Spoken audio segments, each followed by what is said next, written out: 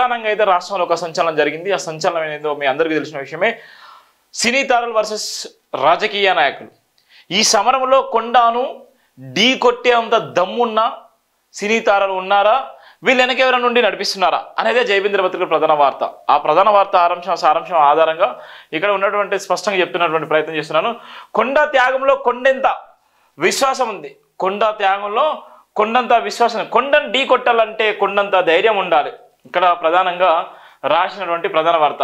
కొండ త్యాగంలో కొండంత విశ్వాసం, కొండను ఢీ కొట్టాలంటే ఆ త్యాగం కూడా ఉండాలి. ఆమె గతంలో అనేకమైన త్యాగాలు వేసి అనేకమైనటువంటి ఇబ్బందులను ఎదుర్కొని ఎన్నో రకాలుగా ఆమె మీద ట్రోల్ చేసినప్పటికీ అవన్నీ అధిగమించి ఇవాళ తెలంగాణకే తలమానికంగా ఉన్నటువంటి ఒక మంత్రిగా పేరు సంపాదించుకున్నటువంటి కొండ సురేఖ. కానీ కొండ సురేఖ మీద ఎందుకు ఆరోపణలు వేస్తున్నారు, కొండ సురేఖ పైన ఎందుకు సినీతారులు ఒకేసారి మూకుమ్మడిగా దాడి చేసేటువంటి ప్రయత్నం చేశారు, ఎందుకు సినీతారులు ఎందుకు స్పందిస్తున్నారు, సినీతారులు స్పందించడంలో నిజంగా ఆమె వెనుకున్నటువంటి వ్యక్తులు ఎవరు, ఒక బీసీ బిడ్డ పైన ఇన్ని ఆరోపణలు వేస్తున్నారు.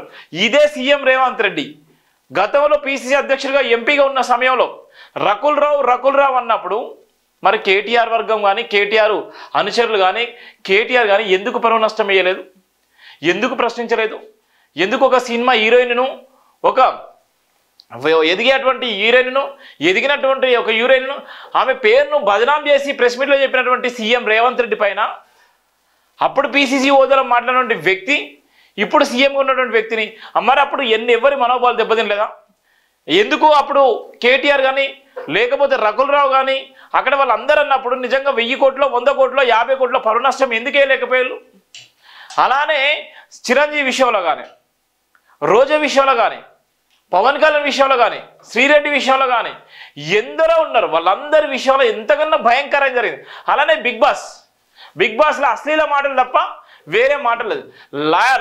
ఏదైతే డైరెక్ట్గా చూసుకునేటువంటి సమాజంలో డైరెక్ట్గా అనుభవించే నేపథ్యంలో అక్కడ జరిగేదాన్ని మనోభావాలే కదా. మరి బిగ్ బాస్లో ఎందుకు ఆత్మగౌరవం లేదు? బిగ్ బాస్ రియాలిటీ షోలో ఎందుకు ఎవరి మనోభావాలు దెబ్బతినలేదు? ఎందుకు మహిళల మనోభావాలు దెబ్బతినట్లేదు? ఒక కొండ సురేఖ అంటేనే మనోభావాలు దెబ్బతినాయి. ఆమె క్షమాపణ కోరింది కదా, ఆమె అత్యున్నతమైన హోదాలో ఉన్నప్పటికీ ఆమె క్షమాపణ కోరింది. నేను అనుకోకుండా అన్నాను, అది మీ విషయానికి సంబంధించింది కాదు. కేటీఆర్ చేసినటువంటి ఆరోపణలు, కేటీఆర్ గతంలో కూడా ఎన్నో సందర్భంలో ఫ్రీ బస్సులు ఎక్కేటువంటి మహిళల మీద కూడా అనుచిత వ్యాఖ్యలు వేసిన సందర్భంలో అవన్నీ దృష్టిలో పెట్టుకొని అసెంబ్లీని అన్ని దృష్టిలో పెట్టుకొని ఆమె వ్యాఖ్యలు వేసింది.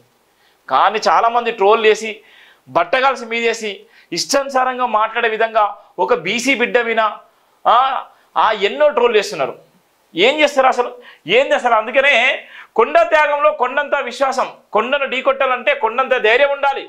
అదిరి బెదిరే రాజకీయాలు చేసి మామూలుగా మహిళా నేత కాదు మంత్రి సురేఖ. రాజకీయాలకు అతీతంగా కొండ కోసం ప్రాణాలు ఇచ్చే భక్తులున్నారు. మంచి మనసున్న మహారాణి మంత్రి సురేఖ. ప్రజాసేవ కొరకు ప్రాణం ఇవ్వగలదు, నిజాయితీ కొరకు ఊపిరి ఇవ్వగలదు. నేటి రాజకీయాల్లో మేటి మహిళా నేత మంత్రి సురేఖ.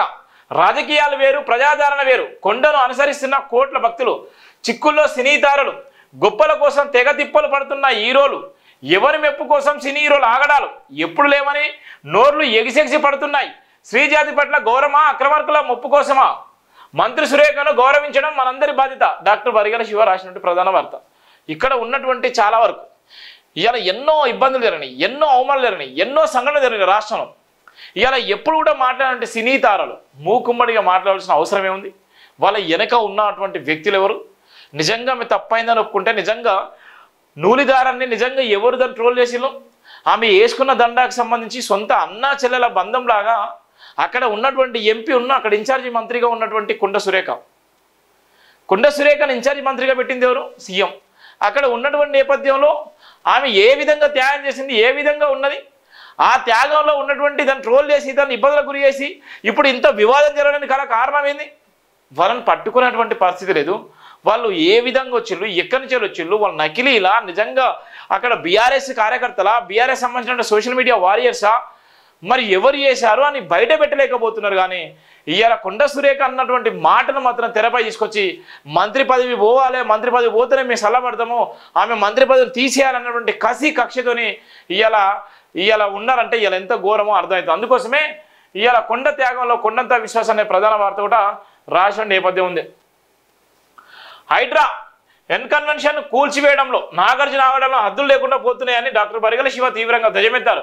పైసా పలుకుబడితో ఏదైనా చేస్తా అనుకోవడం తీవ్రమైన పోరాపాటు అన్నారు. దేవాదాయ శాఖ మంత్రి కొండ సురేఖను టార్గెట్ చేస్తూ సినీ హీరో నాగార్జున తన కుటుంబ సభ్యుల మనోభావాలు దెబ్బతిన్నాయని ప్రత్యక్ష పరోక్ష దాడులతో 100 కోట్ల రూపాయల పరువు నష్టం దావా వేయడం దేనికోసమో స్పష్టత లేదన్నారు. ఆంధ్రప్రదేశ్ రాజకీయాల్లో సినీ హీరో పవన్ కళ్యాణ్ ప్రస్తుతం ఆంధ్రప్రదేశ్ డిప్యూటీ సీఎం రాజకీయ రంగప్రవేశం చేసిన నాటి నుండి డిప్యూటీ సీఎం అయ్యే వరకు తన కుటుంబ సభ్యుల ఆడవాళ్ల పట్ల అత్యంత అవమానకరమైన మాటలతో మానసిక హింస వేదన గురి చేసినప్పుడు విజయసాయి రెడ్డి దోస్త్ అయిన నాగార్జున రాజకీయాలకు అతీతంగా ఎందుకు స్పందించలేదని తెలుగు ప్రజలు సూటిగా ప్రశ్నిస్తున్నారు. రాజకీయ రక్షణలో భాగంగా అవమానాలు ఎదుర్కొంటున్న మంత్రి సురేఖ బీసీ మంత్రి అయినందున కక్షిత అగ్రవర్ణ హీరోలు అక్కరకు రాని స్పందనలతో ట్విట్టర్ వేదికగా పలు రకాల ఆగడాలు పాల్పడుతున్నారని, మంత్రి వ్యాఖ్యలపై సినీ హీరోల స్పందనలో నిజాయితీ లేదన్నారు.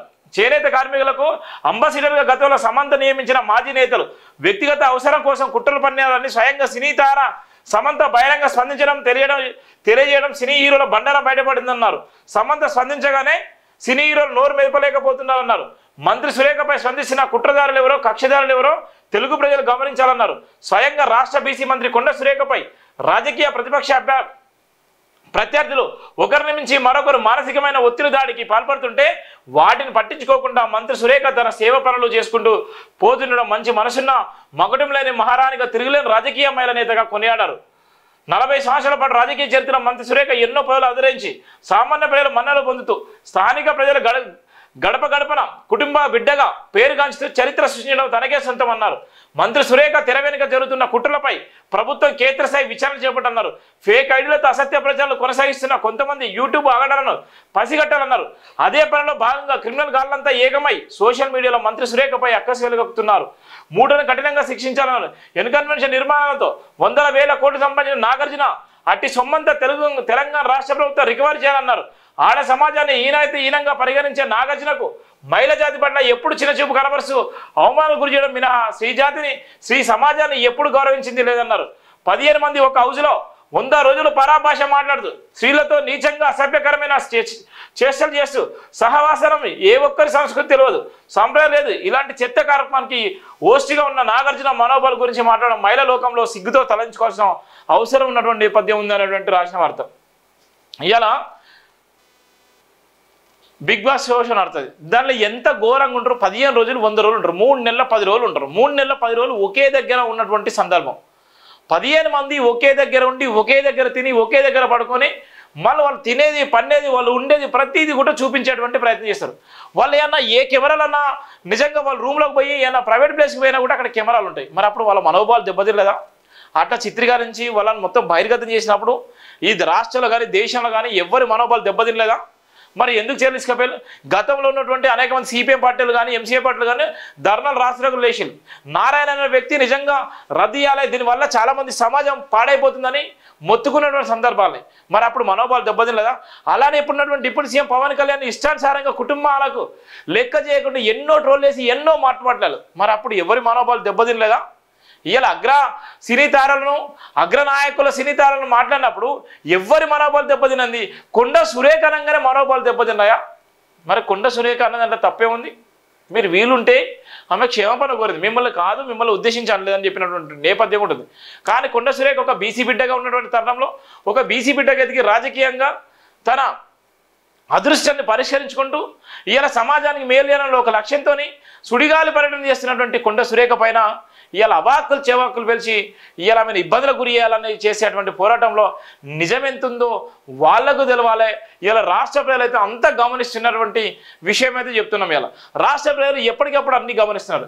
ఎందుకంత ట్రోల్ చేస్తున్నారు? ఇలా బీసీ సమాజం అంతా మేల్కోక ముందుకే, ఓబీసీ సమాజం అంతా మేల్కోక ముందుకే, ఎస్సీ ఎస్టీలు మొత్తం ట్రోల్ రోడ్ల మీదకి రాకముందుకే ఇప్పటికే ఏదైతే జరిగినటువంటి నష్టం ఉందో ఆ నష్టాన్ని ఇలా రాష్ట్ర ప్రభుత్వం ఏ విధంగా కట్టడి చేస్తుందో ఇలా బీసీ బిడ్డకు అన్నం జరిగితే ఇలా రోడ్ల మీదకి వచ్చి ఇలా ధర్నాలు రాస్తారోకలు చేయడమే కాకుండా ఆమెకు సంబంధించిన అనేక మంది ఆమె వీరి అభిమానులు కూడా ఏమైనా చేయడానికి కూడా సిద్ధంగా ఉన్నటువంటి పరిస్థితి ఉంది.